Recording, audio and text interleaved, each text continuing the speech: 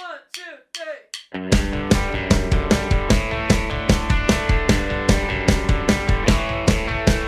Now Paul and his company set sail from Paphos and came to Perga and Pamphylia.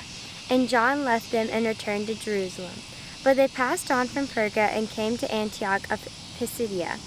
And on the Sabbath day they went into the synagogue and sat down.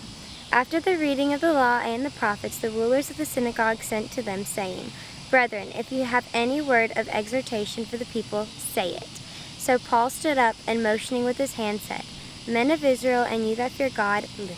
Yeah, the waiting is the hardest part. Every day you see one more card. You take it on faith, take it to the heart. The waiting is the hardest part.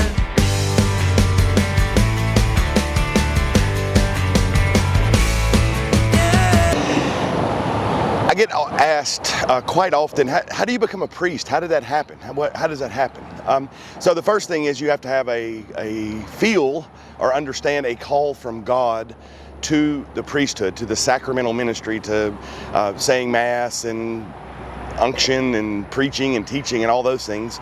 So that has to be something that God puts within you. That has to be your special calling. Everybody has their calling. Some priests, some other things, everything equal, so I don't claim any special privilege. But so you have to have the calling. Then to become a priest, the first step in that is a undergraduate degree from university or a 4-year college degree before you can even begin to think about becoming a priest. So once you have that done, then you have to go through what's called a local discernment process where you petition the bishop and tell the bishop that you believe you have a call to the priesthood. So then a local committee is formed of parishioners and priests and sometimes even other local ministers and people of faith.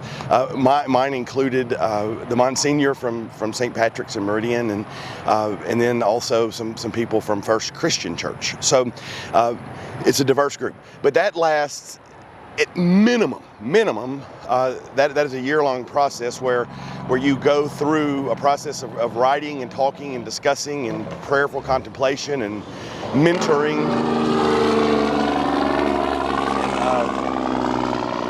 There we go. All right, and mentoring and other things to see if this committee that is formed can hear within you a call from God to the ordained ministry. So if they hear within you a call to ordained ministry, then it goes to a diocesan level. What's here in the diocese of Mississippi, and what I went through is called the Commission on Ministry, where you meet with them for a minimum of a year or two at different times, and you have to write those papers again and go through the discernment process again and convince them, or they have to hear the call from God to the ordained ministry within you. So that's the first steps of that process. Then there's a process of getting into seminary, which requires that you take the GRE or graduate requisite exam. It also requires that, at least in my day, it required that you pass entrance exams into the different seminaries, because it's a accredited master's in divine theology, or sacred theology. So you have to jump through those hoops. Then seminary itself is if you get through all the other hoops, seminary itself is a minimum 3-year process with tremendous amounts of learning and writing, and also the practice of priestcraft, where you hopefully intern in a parish and are taught priestcraft, how to do the things priests do. You also have to go through most of the time a year-long process of clinical pastoral education, or CPE, where you learn to work pastorally with people and learn how to handle those situations and how to deal with those things. So then once you've done all that, in your senior year, you have to take general ordination exams, or you have to take examinations. That is also you have to have a good GPA, but then the general ordination exams are very difficult, and you have to show proficiency in 4 or 5 different areas. And if you don't, they will delay your ordination until you can show proficiency. Then once you do that, if you get through all that, most of the time you are ordained a deacon, and you serve a 6-month to 1 year apprenticeship, where or sometimes 2, where you spend working under another priest or within a congregation and being mentored by a priest to further hone that craft. And then after all that, you're ordained as a priest, still under mentorship and things like that. So that's about as short as I can make it. Long process, over a decade for most people, minimum. I say that because today we hear St. Paul's first sermon, and I'm not going to go into the sermon too much. What I want us to think about today is 12 years, 11 years have passed since Paul was struck down on the road to Damascus from the time he preached his first sermon in his apostolic ministry.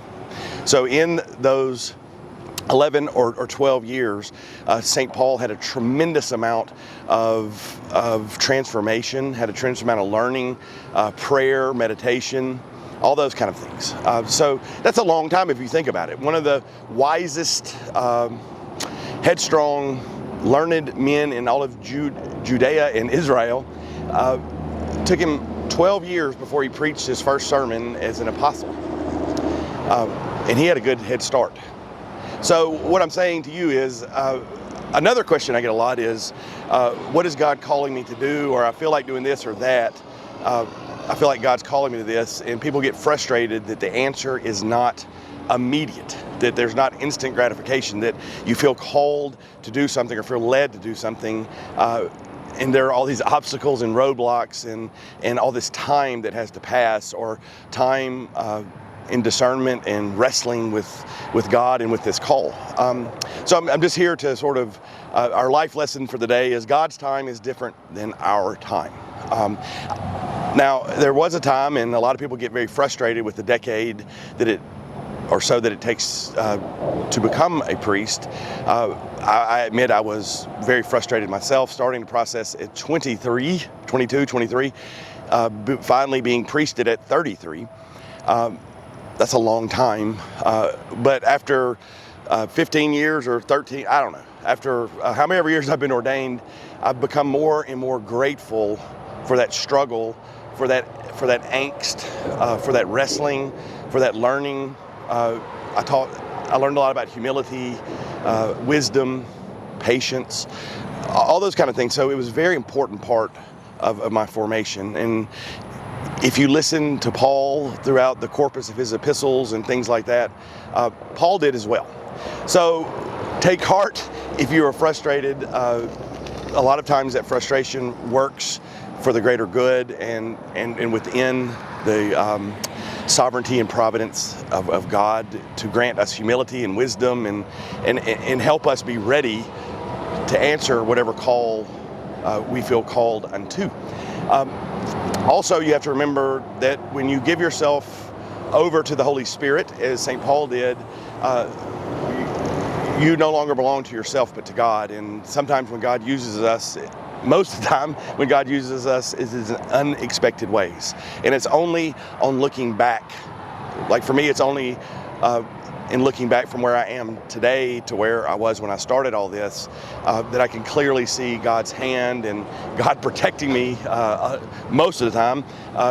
God, steering my path in right directions and teaching me virtue, teaching me wisdom. So that's the thought for the day. If you're frustrated that you don't know what God's call is, hang in there. If you're frustrated because you feel God calling you to something, but it's not going in a way you expected, hang in there.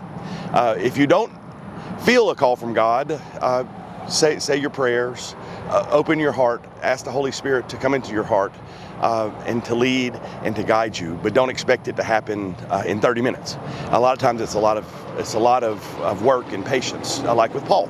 Like I said, one of the most learned men in all of Judaism, a very good leader, a bold, fierce person, very faithful person. Between him being struck in Damascus and preaching in the 13th chapter of Acts was a 12-year ordeal. So God bless you all. Have a great day. Love one another and love yourselves. In the name of the Father, the Son, and the Holy Spirit.